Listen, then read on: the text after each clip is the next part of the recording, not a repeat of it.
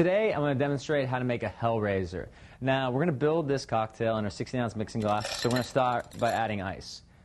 Next, we're going to combine our two main ingredients, which is going to be 100 proof vodka and rock and rye. So we're going to add 3 parts to 1 part, or 1.5 ounces to half an ounce. So with our vodka, 1, 2, 3, 4, 5, 6, 7, and 8, only because my pour got stuck up a little bit. It happens on occasion.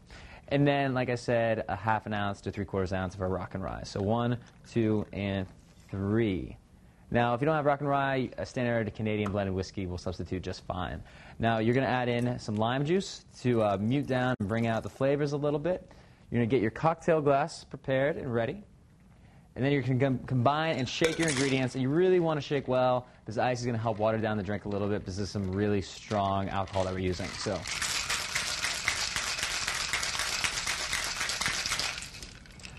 once you've shaken, take your Hawthorne strainer, put it right over the top of your glass, and pour directly into your cocktail glass. Don't forget a mixing straw. Put it around the side if you like. And that is your hair raiser. Enjoy.